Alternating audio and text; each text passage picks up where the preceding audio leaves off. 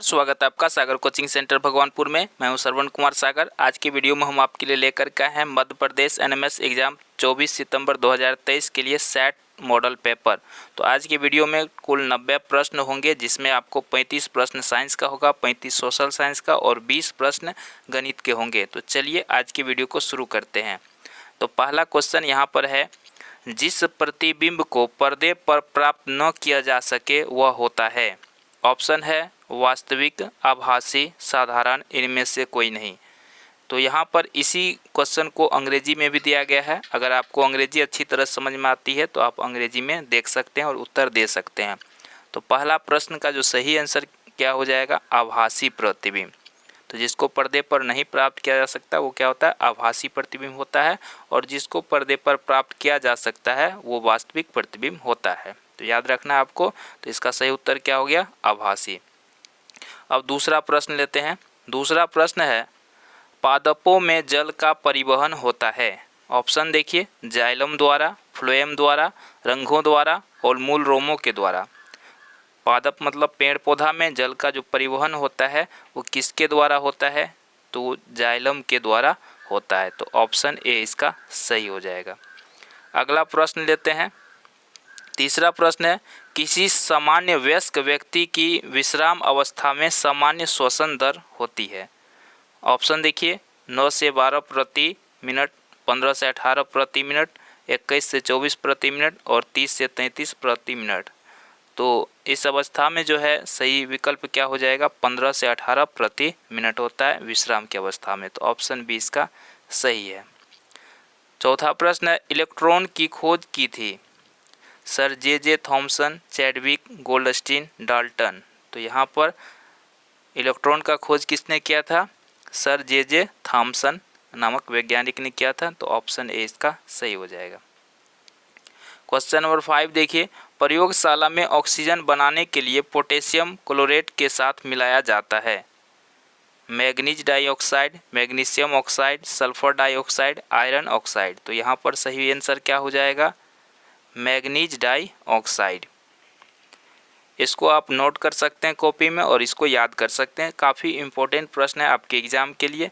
बहुत सारे प्रश्न, कम से कम 10 प्रश्न आपको इस वीडियो से आपको एग्ज़ाम में आने वाला है। तो इसको आप ज़रूरी समझें, इसको ज़रूर याद कर लें। अगला प्रश्न है, कैल्शियम कार्बोनेट का सूत्र है। तो कैल्शियम कार्बोनेट का सूत्र क्या होता है, CaCO3। ऑप्शन सी इसका सही हो जाएगा। अगला प्रश्न है, कोशिकीय क्रियाओं का नियंत्रण करने वाला अंगक है। ऑप्शन देखिए, माइटोकॉन्ड्रिया, केंद्रक, कोशिका झिल्ली, हरित लवक। तो कोशिकीय क्रियाओं का नियंत्रण कौन करता है, वो करता है केंद्रक। तो ऑप्शन बी इसका सही है। 8वां प्रश्न है, वायु के सापेक्ष जल का अपवर्तनांक है, क्या होता है, 4/3। तो ऑप्शन बी इसका सही है। 9वां प्रश्न है, लोहे पर जंग लगी जंग का रासायनिक सूत्र है। तो जंग का रासायनिक सूत्र क्या होता है, वो होता है Fe2O3। तो ऑप्शन सी इसका सही हो जाएगा। अगला प्रश्न लेते हैं, डेनियल सेल में विद्युत अपघटित होता है।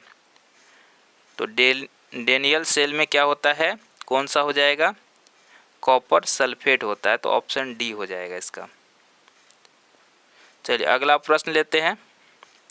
क्वेश्चन नंबर 11 है, संपीड़ित प्राकृतिक गैस यानी CNG का मुख्य अवयव है। तो CNG का मुख्य अवयव क्या होता है, मीथेन होता है। तो ऑप्शन बी सही है। अगला प्रश्न है, वृद्धावस्था के साथ उत्पन्न होने वाली दृष्टि दोष है। तो वृद्धावस्था में कौन सा, जरा दृष्टि दोष नामक बीमारी हो जाती है। तो ऑप्शन सी हो जाएगा। ऊर्जा का अनवीकरणीय स्रोत है। अनवीकरणीय, नवीकरणीय क्या होता है, जिसकी पुनः पूर्ति हो सकती है, और नवीकरणीय क्या होता है, जिसकी पुनः पूर्ति नहीं हो सकती है। तो अब आप समझ गए होंगे सही आंसर क्या है, पेट्रोल इसका सही आंसर है। आगे बढ़ते हैं। क्वेश्चन नंबर 14 है, जो प्रकाश की किरण किसी सतह पर पड़ती है उसे कहते हैं। तो किसी सतह पर जब पड़ती है तो उसको क्या बोला जाता है, उसको आपतित किरण कहते हैं। और जब सतह पर पड़ने के बाद मुड़ जाती है तो उसको परावर्तित किरण बोलते हैं। तो यहाँ पे सही आंसर है आपतित किरण, ऑप्शन सी सही है। अगला प्रश्न है हेपेटाइटिस बी रोग फैलता है। तो हेपेटाइटिस बी फैलने का कारण क्या है? वायरस के कारण ये फैलता है। दहन एक क्रिया है, दहन एक क्रिया है, किस टाइप का ये क्रिया है? ऑक्सीकरण क्रिया है, क्योंकि दहन के लिए ऑक्सीजन आवश्यक है। तो ऑप्शन ए इसका सही हो जाएगा। अगला प्रश्न लेते हैं। अगला प्रश्न है पौधे पारिस्थितिक तंत्र का कौन सा घटक बनाते हैं? तो यहाँ पे सही आंसर है उत्पादक। आगे बढ़ते हैं। यदि किसी परमाणु में 12 न्यूट्रॉन है एवं उनका परमाणु क्रमांक 11 है तो इस परमाणु में कितने इलेक्ट्रॉन हैं? तो यहाँ पर सही आंसर क्या हो जाएगा? ऑप्शन डी 11 परमाणु होंगे, 11 इलेक्ट्रॉन होंगे। क्वेश्चन नंबर 19 देखिए, उत्तल लेंस आवर्धक लेंस की भांति कार्य करता है जब वस्तु को लेंस के सामने रखते हैं। तो यहाँ पर सही आंसर क्या हो जाएगा? प्रकाशिक केंद्र और फोकस के बीच। अगला प्रश्न है निम्न में कौन सा संबंध सही है? तो यहाँ पर सही आंसर क्या हो जाएगा? यहाँ पे सूत्र दिया गया है तो इसमें कौन सा सूत्र सही है? तो यहाँ पे क्या हो जाएगा? चाल बराबर दूरी बटे समय, ऑप्शन बी इसका सही है। आगे बढ़ते हैं। कोई सरल लोलक 20 दोलन पूरे करने में 32 सेकेंड लेता है तो उसका आवर्तकाल होगा। तो यहाँ पर सही आंसर क्या हो जाएगा? इसका आवर्तकाल अगर निकालेंगे तो 1.6 सेकेंड हो जाएगा। तो ऑप्शन बी इसका सही है। अगला प्रश्न नियत चाल से गति करने वाली वस्तु की समय ग्राफ होती है। तो नियत चाल से चलता है तो उसका सरल रेखीय ग्राफ होता है, ऑप्शन ए सही हो जाएगा। अगला है ग्रेफाइट में एक कार्बन परमाणु अन्य कितने परमाणुओं से जुड़ा होता है? तो यहाँ पे 3 परमाणुओं से जुड़ा होता है, ऑप्शन डी सही है। चलिए इसको बड़ा कर देते हैं ताकि और अच्छा से आपको दिखाई दे। चलिए अगला प्रश्न है प्रकाश संश्लेषण की क्रिया है ऊष्माशोषी, क्या हो जाएगा? ऑप्शन बी इसका सही हो जाएगा। अगला प्रश्न है सूक्ष्म जीवों द्वारा मृत पादपों पर क्रिया करने से बनने वाले उत्पाद का नाम है। तो यहाँ पर क्या बनता है? ह्यूमस बनता है। नेक्स्ट प्रश्न है निम्न में से कौन सा प्रबल अम्ल है? तो इसमें से प्रबल अम्ल कौन सा हो जाएगा? नाइट्रिक अम्ल। 27 नंबर क्वेश्चन है कीटों को पकड़कर अपना आहार बनाने वाले पादप का नाम है। तो इस तरह के पौधा को क्या बोलते हैं? घटपर्णी बोलते हैं, ऑप्शन सी सही है। पीत रस संग्रहित होता है पित्ताशय से, ठीक है, ऑप्शन सी सही है। अगला प्रश्न देखिए हमारे रक्त में ऑक्सीजन का परिवहन होता है। तो ऑक्सीजन का परिवहन कहाँ से होता है? हीमोग्लोबिन से, ऑप्शन बी सही है। वायुमंडल में O2 कितना प्रतिशत है? O2 का मतलब ऑक्सीजन है, तो ऑक्सीजन कितना प्रतिशत है? लगभग 21% है, तो ऑप्शन बी सही हो जाएगा। कीट की हानिकारक अवस्था है लार्वा। अगला प्रश्न देखिए कोयले का ऊष्मीय मान है। तो कोयले का ऊष्मीय मान क्या होता है? 25 से 33 किलो जूल प्रति ग्राम। अस्थायी चुंबक बने होते हैं। अस्थायी चुंबक लोहा, निकल और कोबाल्ट की मिश्र धातु से बना होता है। अगला प्रश्न देखिए जब एक वस्तु से इलेक्ट्रॉन दूसरी वस्तु की सतह पर चले जाते हैं तो दूसरी वस्तु क्या हो जाएगा? ऋण आवेशित हो जाती है। छोटी माता रोग सूक्ष्म जीव से होता है वह है। छोटी माता किससे होता है? ये होता है वेरिसेला जोस्टर नामक जीव से। अब चलते हैं सामाजिक विज्ञान के प्रश्न पर। तो यहाँ पे देखिए प्रश्न है डच ईस्ट इंडिया कंपनी की स्थापना कब हुई? सही आंसर क्या है? 1602 ईस्वी में। क्यूबा की राजधानी का क्या नाम है? क्यूबा का राजधानी कहाँ पर है? क्यूबा की राजधानी है हवाना। चलिए अगला प्रश्न लेते हैं। 38 नंबर क्वेश्चन है 2011 की जनगणना के अनुसार मध्य प्रदेश में साक्षरता कितनी है? तो 2011 के जनगणना अनुसार 69.3% है। भारत में पहली टेलीग्राफ लाइन कहाँ से कहाँ तक डाली गई? क्या हो जाएगा इसका सही आंसर? कलकत्ता से आगरा तक। अंतिम मुगल बादशाह बहादुर शाह जफर की मृत्यु कहाँ हुई थी? तो इसका सही आंसर क्या है? रंगून। आगे बढ़ते हैं। भारतीय संविधान में कितने मौलिक अधिकारों का प्रावधान है? तो 6 मौलिक अधिकार हम लोग को दिया गया है। पृथ्वी की सबसे बाहरी व ऊपरी परत को क्या कहते हैं? इसको भूपर्पटी कहते हैं। नर्मदा नदी अपने मुहाने पर क्या बनाती है? ज्वारंधमुख बनाती है। ऑप्शन ए सही है।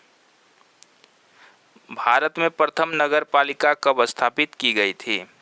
1865 ईस्वी में। विश्व भारती की स्थापना किसने की थी? जवाहरलाल नेहरू ने। औद्योगिक विकास से कृषि पर निर्भरता कम होती है, जीवन स्तर में सुधार आता है, सेवा क्षेत्र का विकास होता है, उपरोक्त सभी। तो यहाँ पर सही आंसर क्या हो जाएगा? उपरोक्त सभी। आगे बढ़ते हैं। अगला प्रश्न है, तारापुर परमाणु संयंत्र किस राज्य में स्थित है? तारापुर कहाँ पे हो जाएगा? महाराष्ट्र में। ऑप्शन ए सही है। क्वेश्चन नंबर 48 है, दक्षिण अमेरिका महाद्वीप का उत्तर से दक्षिण के बीच विस्तार कितने किलोमीटर है? तो हो जाएगा 6640 किलोमीटर। संसार में सर्वाधिक गन्ना किस देश में होता है? क्यूबा में होता है। चंपारण सत्याग्रह कब हुआ था? ये हुआ था 1917 ईस्वी में। फॉरवर्ड ब्लॉक की स्थापना किसने की थी? सुभाष चंद्र बोस ने। भारतीय स्वतंत्रता अधिनियम कब स्वीकृत हुआ? 18 जुलाई 1947 ईस्वी को। भारत ने 1987 में किस देश में शांति सेना भेजी थी? श्रीलंका में। अगला प्रश्न है, संयुक्त राष्ट्र संघ के कितने अंग हैं? ऑप्शन ए सही है, 6 अंग हैं। भारतीय संसद पर आतंकवादी हमला कब हुआ था? 13 दिसंबर 2001 ईस्वी में। अंटार्कटिका महाद्वीप किस गोलार्ध में स्थित है? दक्षिणी गोलार्ध में। न्यूजीलैंड का राष्ट्रीय पक्षी क्या है? कीवी। अगला प्रश्न देखिए, अति केसरी मारवर्मन किस वंश से संबंधित है? तो यहाँ पर क्या हो जाएगा इसका आंसर? पांड्य।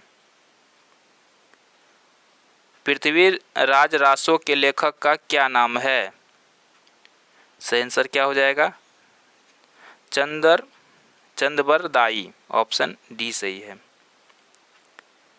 अगला प्रश्न है, राज्यसभा सदस्य बनने के लिए न्यूनतम आयु क्या है? 30 वर्ष। वायुदाब को मापने वाली इकाई कहलाती है, तो इसको क्या बोलते हैं हम लोग? वायुदाब मापने वाले इकाई को मिलीबार बोलते हैं। मध्य प्रदेश में मानव संग्रहालय कहाँ पर स्थित है? भोपाल में। संसार का कितना प्रतिशत हीरा अफ्रीका महाद्वीप से निकाला जाता है? 95%। राज्यपाल की नियुक्ति कौन करता है? राष्ट्रपति। उच्चतम न्यायालय के न्यायाधीशों की पद मुक्ति वायु क्या है? 65 वर्ष। चलिए अगला प्रश्न लेते हैं, किस सिख गुरु ने खालसा पंथ की स्थापना की थी? गुरु गोविंद सिंह ने। शाहजहां द्वारा निर्मित किस भवन को विश्व धरोहर में सम्मिलित किया गया है? ताजमहल। पानीपत का प्रथम युद्ध कब हुआ था? 1526 ईस्वी में। लहरें उत्पन्न होने का सबसे प्रमुख कारक क्या है? पवन। संसार का सबसे बड़ा महासागर कौन है? प्रशांत महासागर। सबसे गहरा भी प्रशांत महासागर है। अब चलते हैं गणित के प्रश्नों पर। तो यहाँ पे देखिए गणित का प्रश्न है, परिमेय संख्या 7-7/3 के दुगुने में क्या जोड़ा जाए जिससे कि 3/7 प्राप्त हो। ठीक है, तो यहाँ पे इसको सॉल्व आप कीजिएगा। यहाँ पे हम आंसर बता देते हैं क्योंकि काफ़ी लंबा वीडियो हो जाएगा। तो यहाँ पे इस तरह सॉल्व कीजिएगा। देखिए -7/3 है, कहता है कि दुगुने में क्या जोड़ें कि 3/7 हो जाए। तो यहाँ पे इसको सॉल्व करना है। देखिए यहाँ पे कितना हो जाएगा, -14/3 प्लस x बराबर है 3/7। अब यहाँ से x का मान निकालने के लिए साइड चेंज करेंगे तो प्लस में आ जाएगा, दोनों को जोड़ देंगे तो आंसर निकल जाएगा। तो सही आंसर क्या हो जाएगा इसका जो सही आंसर आएगा ऑप्शन बी आएगा। अगला प्रश्न देखिए 72 नंबर का। तो यहाँ पे इसका सही आंसर आ जाएगा। इसको आप स्क्रीनशॉट लेके इसको सॉल्व कीजिएगा। ठीक है, अगर आप सॉल्व नहीं कर पाते किसी क्वेश्चन को तो कमेंट बॉक्स में बताइएगा कौन सा क्वेश्चन आपसे सॉल्व नहीं हुआ, तो उसको नेक्स्ट वीडियो में बना देंगे। तो चलिए यहाँ पे आपको आंसर बता देते हैं। इसका सही हो जाएगा ऑप्शन सी -4/5। इसी तरह से 73 का सही आंसर हो जाएगा ऑप्शन सी 11:3। क्वेश्चन नंबर 72 का क्या हो जाएगा, 72 का 74 ना, क्वेश्चन नंबर 74 पे आ गए हैं। 74 का सही आंसर हो जाएगा 20%। क्वेश्चन नंबर 75 देखिए, 75 का हो जाएगा आपको 180 सेंटीमीटर स्क्वायर। आगे बढ़ते हैं। इसी तरह से अगला प्रश्न है क्वेश्चन नंबर 76 देखिए, 76 को अगर सॉल्व करेंगे तो ये आएगा 1.2। क्वेश्चन नंबर 77 में देखिए, 77 का आपको बनाने के बाद आएगा 28 वर्ष। तो आप इसको सॉल्व कीजिए। 78 का क्या हो जाएगा, ऑप्शन सी हो जाएगा। क्वेश्चन नंबर 79 का क्या हो जाएगा, ऑप्शन सी। 80 का बनाने के बाद क्या निकलेगा, ऑप्शन ए। क्वेश्चन नंबर 81 का क्या होगा, ऑप्शन डी। 82 का क्या होगा, ऑप्शन सी। तो आप इसको स्क्रीनशॉट लेके बनाने का प्रयास कीजिए, कितना बना पाते हैं। नहीं होता है तो कमेंट कीजिएगा। यहाँ पे 83 का हो जाएगा ऑप्शन ए। 84 का देखिए, 84 का आपको हो जाएगा ऑप्शन ए। क्वेश्चन नंबर 85 का देखिए, 85 का क्या हो जाएगा, ऑप्शन डी सही है। क्वेश्चन नंबर 86 का देखिए, 86 का ऑप्शन डी सही है। 87 में देखिए, 87 में क्या हो जाएगा, ऑप्शन सी सही हो जाएगा। 88 का देखिए, 88 का सही आंसर हो जाएगा ऑप्शन बी। 89 का क्या हो जाएगा, ऑप्शन डी। और अंतिम प्रश्न देखिए क्वेश्चन नंबर 90 का हो जाएगा ऑप्शन सी। तो इसको आप सॉल्व कीजिएगा नहीं गणित के प्रश्न को, जो नहीं हो पाएगा तो आप कमेंट में ज़रूर बताएंगे। तो आज के वीडियो में इतना ही, मिलते हैं एक नए वीडियो के साथ। जय हिंद।